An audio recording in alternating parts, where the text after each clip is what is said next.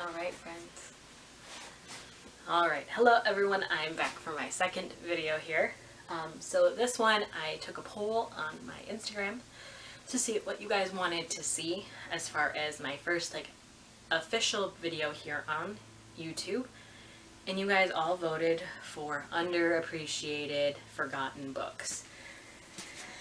So I have 1, 2, 3, 4, 5, 6 books here. Some of these I feel are underappreciated and forgotten. Some of these have just been forgotten over time because they're older. And other of these I feel are severely underappreciated. So, we're going to start out with this one here. It's by Madeleine Roux, and it's called House of Furies. This book is kind of a dark, how to put it, it's pretty much the devil runs a hotel, and this girl has to came as a human to figure out what's going on here. So it's, I don't know how to explain it really. I'm gonna kind of read the back to you guys because I feel like that kind of gives it kind of a better description. So it says, Louisa Ditton has nowhere to go. When she is offered employment as a maid at a boarding house, Louisa thinks she has been saved, but soon after her arrival at Cold Thistle House, Louisa realizes that the house's mysterious owner, Mr. Morningside, is providing much more than lodging for his guests. In fact, Mr. Morningside and his unusual staff are executing their own brand of dark justice on those who are past being saved, including a charismatic young man Louisa is determined to prove innocent. In this first book of Madeleine Roux's Gothic horror series, photographs and illustrations help bring to life a world where the line between monsters and men is ghastly thin, and don't miss the spine-tingling sequel, Court of Shadows. So basically, that actually gave me a good refresher. It's been a little bit. I actually listened to the audiobook of this. So basically, it's like a whodunit kind of thing, and she's set and determined to prove this boy is innocent. If you like horror and you like that, it almost kind of felt supernatural-ish in a way. The whole series in general, it's just a great series. If you like ghouls and monsters and stuff like that, this is for you. Definitely one I don't hear talked about a lot. Definitely give it a shot. Next one, The Girl of Fire and Thorns by Ray Carson. This one was actually released years and years ago. Let me see if I can find a published date here. Copyright 2011, so it's almost 10 years old. And this book is that perfect blend of realism.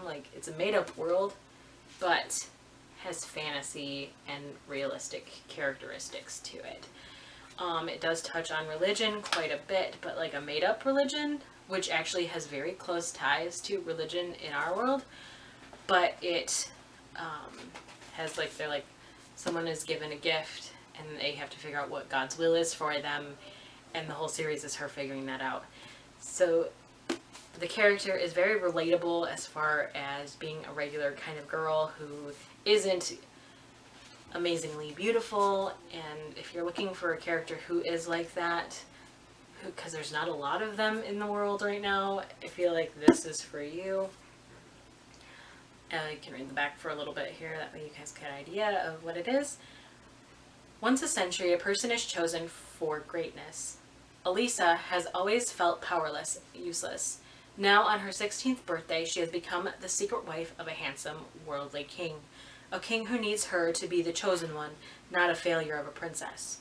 And he's not the only one who seeks her. Fierce enemies, seething with dark magic, are hunting her. A daring, determined revolutionary thinks she could save his people. Elisa could be everything to those who need her most. If the prophecy is fulfilled, if she finds the power deep within herself, if she doesn't die young, most of the chosen do. So, definitely a great series, and actually the sequel book came out, I think this year, and it was actually just as good. Because I think it's been like 6 years since the final book of this trilogy came out, which was The Bitter Kingdom, and definitely was a great wrap up. So definitely pick this up. There's 3 books in the trilogy plus the sequel. Next one, my favorite read, I suggest to everybody because I feel like it doesn't get enough attention. There's very little merch for this series, and I love it. The Bear and the Nightingale. If you haven't heard of this book, you have a problem because it's great. I actually have had custom candles made for this particular series, and basically it's kind of a old world religion meets the new Christian revolution in Russia, and it's that struggle between the old ways and the new ways, and the old ways losing power and ability because the people of Russia are forgetting about them. And it's all of it rides on the back of one girl. And it's a slow burn trilogy. There's a little romance in the last book. So it's a folk fantasy, takes place in real world, but it also is really great because it ties together real world events with this fantasy world and explains in a fantasy aspect why these things happened. It's so great and wonderful, and I love it. And it takes place in Russia. So if you're into that kind of folky, definitely for people who loved Uprooted and Spinning Silver, it kind of has the same vibe. Catherine Arden did a wonderful job on this book and this trilogy, and I love it so much. Definitely a must read. Next one, Winter Song by S.J. Jones. I went looking for books that were like Caraval and Throne of Glass, and also I wanted something by an Asian author because I have this thing, I love books by Asian authors, regardless if it's contemporary, dystopian, anything like that. I'm drawn to the way it's written, I'm drawn to the stories that they write, and this happened to fit every criteria.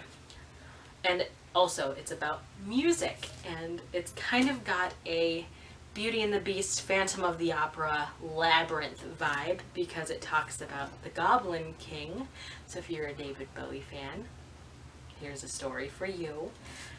He's not quite David Bowie though, like he's more Phantom of the Opera. So if you like Phantom of the Opera, definitely pick this one up. It's kind of that same story. Once again, a girl who actually isn't considered pretty, which is great. I always like finding books about characters who aren't like worldly beautiful, like just externally beautiful. They struggle with their image, and this is one of those characters once again. So this one, and it says spellbinding and sexy, and it's definitely spellbinding and sexy.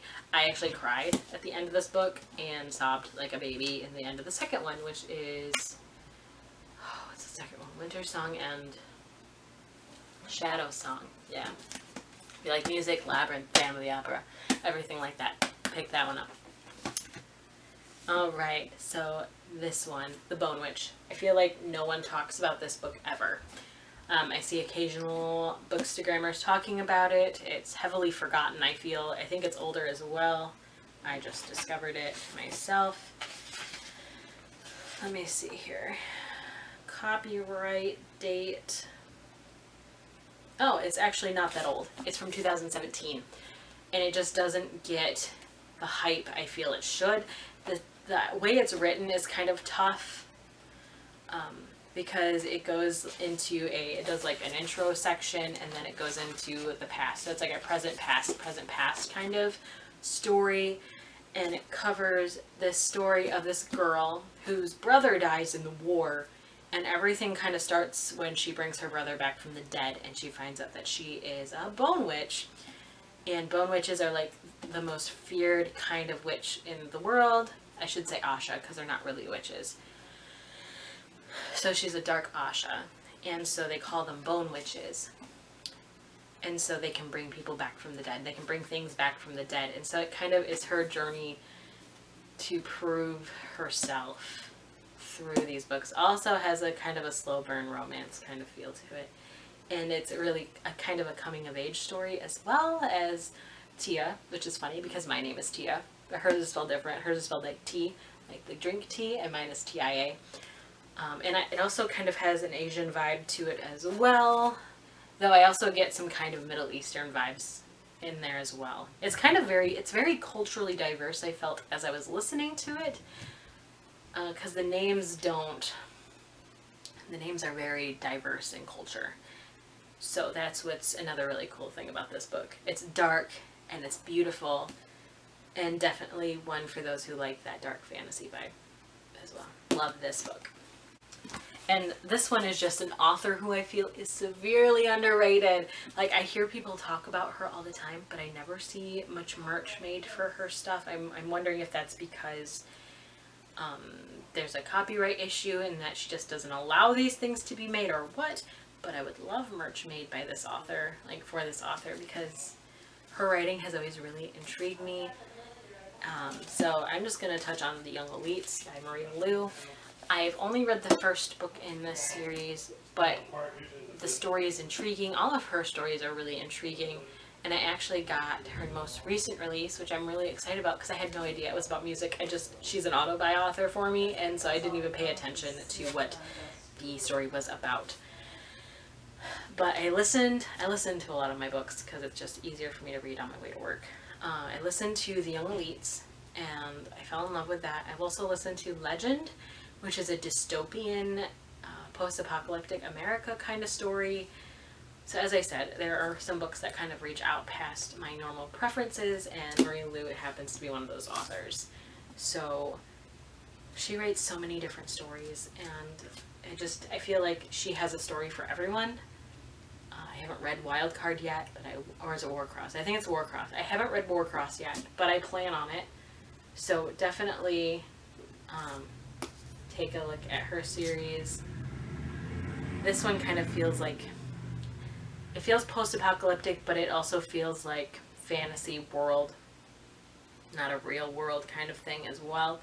So definitely check out more Maria Liu books and hype her up because she deserves it. So also another Asian author. So I believe Rin Chupeco is also Asian. So if you're looking for diverse books by other authors, here you go. There's 3 of them right here. Because I know a lot of people are looking to diversify their reading. And this is 3 right now that I'm loving, and I hope that you guys love as well. So these are my 6 underappreciated books. They're going to be upside down, I'm sorry. But there we go. 6 books I find underappreciated. Ta-da!